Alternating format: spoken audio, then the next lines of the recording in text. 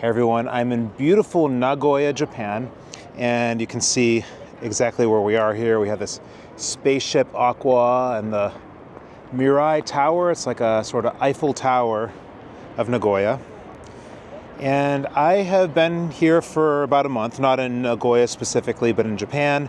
I was in Tsukuba, Tokyo, Sendai, Kyoto, Hiroshima, and now Nagoya, and most of these are for math reasons. So I was just here for about a week for a math conference, and I'm going back home. So I live in Poland, I'm American, and my flight will leave from Tokyo, so I'm actually going to be catching the train pretty soon. So I don't know if I'll have time in Tokyo to record this, so I wanted to do it now.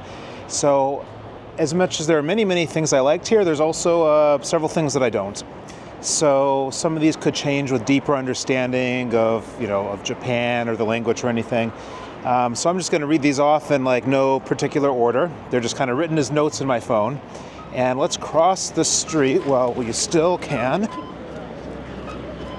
because jaywalking is not accepted in Japan so much. Okay, so. And yeah, that gets to the first thing I didn't like about Japan, is the public transportation's an absolute nightmare. It's not as bad in Nagoya, but specifically if you get to Tokyo, it's that's a sign of the public transportation not wanting me to criticize it, so I'll just blame it on that. Yeah, check out the tower again. So back to what I was saying, I think in Tokyo specifically, but other places as well, it gets really complicated and tricky. I think I might, if I get a chance, I'm even going to make my own video just on this topic.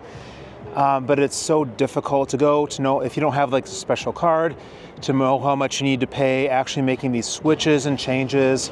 Sometimes they won't even put this information on it in say English. It's only going to be in Japanese. So if you're a tourist, it's hard. Or maybe there'll be a train going in a line, but then it skips some, and then you go in the wrong direction, and then you wait an extra half hour. And yeah, I mean, these things, if you know it, of course it can be better, but still, in other places you don't have this problem. So I'll say more about that later. The other problem is it's actually very expensive.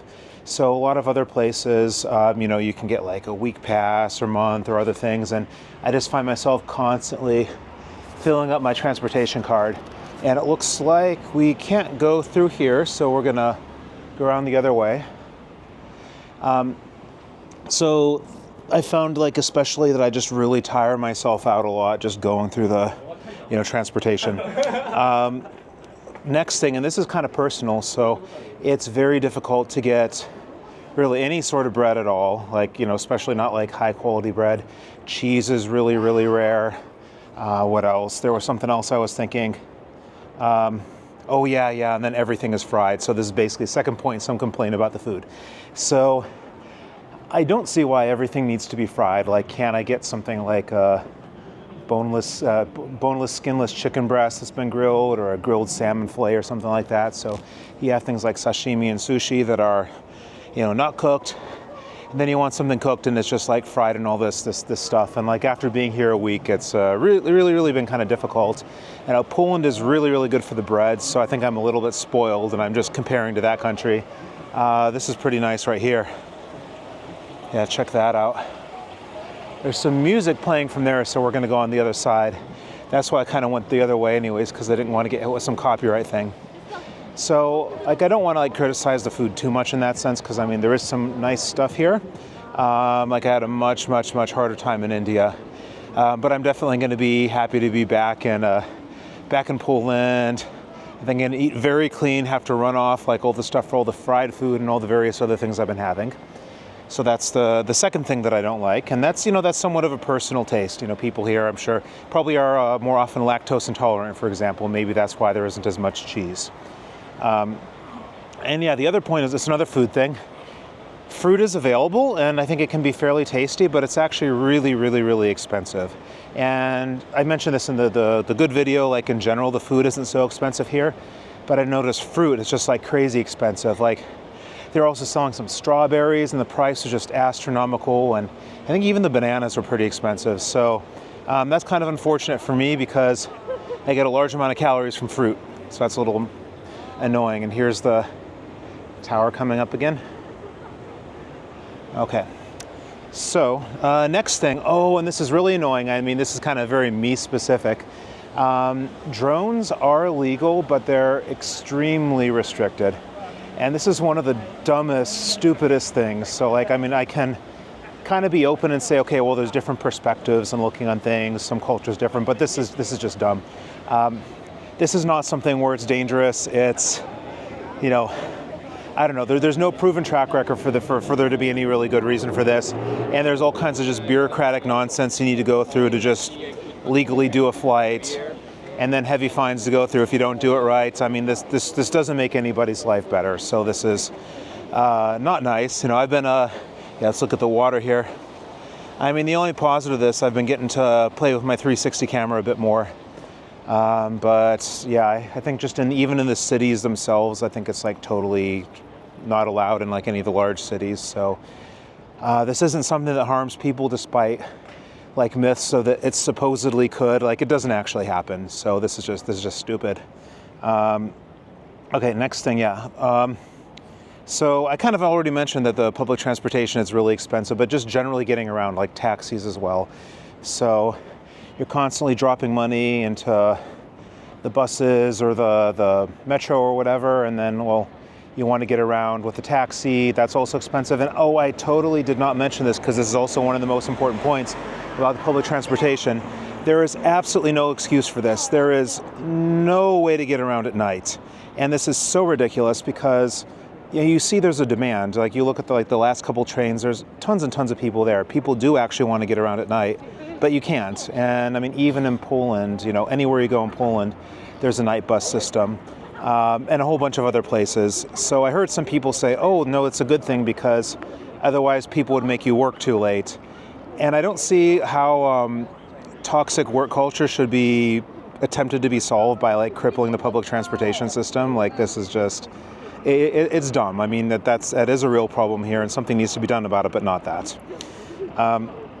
Okay, so the next thing is as well is that if you're not Japanese, it can be very difficult to get around. Okay, it's a green. And so there's like several things that are included in here, because so one of them is just simply that like the English skills here are not good. And I don't want to sound like an American who thinks, okay, everybody should speak English with me, but it is difficult, and Japanese is not an easy language. It's you can learn some basic things, of course, and you can do some basic communication. I know how to count fairly high from karate lessons when I was a kid, and some other kind of basic things. That's great, but it really makes things hard to get around. So there are some people who speak English, but it just, like, if you're visiting, like, say from another country, and you learn English and you try to come and travel around, it just doesn't work so well. I mean, there's other things as well that are just kind of really opaque and kind of hard to really penetrate and figure out if you're a foreigner. One may say something like, okay, well, maybe, that's just kind of how Japanese society wants to be within itself. And I mean, I can understand that and respect that. It just made things a bit more difficult. That is really hard to figure out, as a tourist as well. So another thing, and I mentioned that like Japan is clean and orderly as a positive, but also I think in some ways they take it too far, because I really get the feeling that people here are just total germaphobes. And like, I think it's beyond the point of being healthy. This was a problem as well in Singapore, that, there are all these like huge fines for just doing like silly little things. And I mean, Singapore takes it even further, but still in Japan, I don't know. I mean, I think it's, some amount of precautions are fine, but I think it's just too much here, so it's kind of annoying. The other thing as well, and once again, I mean, this is really more my personal perspective. I feel that people here are just too timid and shy, and I even get the feeling that a lot of people are like intimidated by me. I just kind of think of myself as just, I'm just me. But that's also, of course, an American perspective, where we're expected to be more outgoing. So I don't want to say that this is like necessarily a bad thing about Japan. This is just, for me, I'd rather have people here be a little bit more confident. I mean, humility, I think, is good. People here are humble, but the downside of this as well, and I haven't personally verified this, I've talked to some foreigners living here, and they've said that this sort of shyness and all that, it's really kind of can be passive aggressiveness, that like you kind of find out later, well, they don't say something to your face, but something kind of goes on behind the scenes. I can't personally verify this. It's just kind of, what I've heard from some others. Okay, next thing. Oh my God. Yeah, this is the sort of weird and creepy fetishes and the way that women are expected to act here. So, you see all this like weird tentacle erotica and stuff in hentai, and it looks like we got a green and we can cross now. Just to hold that thought for a second, I thought this was pretty cool. We have this pig thing over here. There's a lot of just really neat looking stuff over here. I mean, I gotta give it to them. It's gonna be like a dopamine detox going back with like all the stimulation that I'm used to for being here. But yeah, speaking of the weird fetishes stuff, so I mean, it's you got the tentacles, you got the just like a weird hentai stuff. You go to 7-Eleven and you get a bunch of hentai, and even the Nagoya University bookstore, there's this sort of stuff. It's just, and I mean, that's one thing, okay, but then like a lot of this stuff, it's just like the women are being portrayed like they're 12 or something, and I don't judge age gaps. I'm totally okay with that, but some things are too much, and that's definitely too much. And I get the impression as well that even like adult women, there's sort of this like expectation for them to kind of act like they're children, and it's just weird to me. I don't see how any of that's a good thing. Okay, and I guess this is the last one, so we've gone through this pretty quickly. Cash is really needed for a lot of things, so I like the option to use cash. I don't know, a lot of people don't like, say, credit cards or whatever. You're tracked with everything you do, and I can totally see why. Honestly, it makes a lot of sense to me.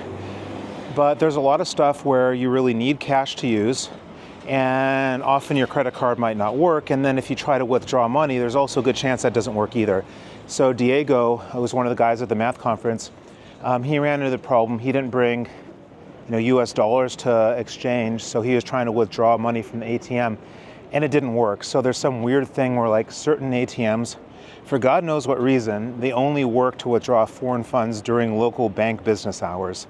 And that seems to make no sense whatsoever, because like that should be something that's automated, right? It's not something you're going to the actual bank yourself to take care of. So that makes absolutely no sense to me. And is this, wait a minute, I did not see this before.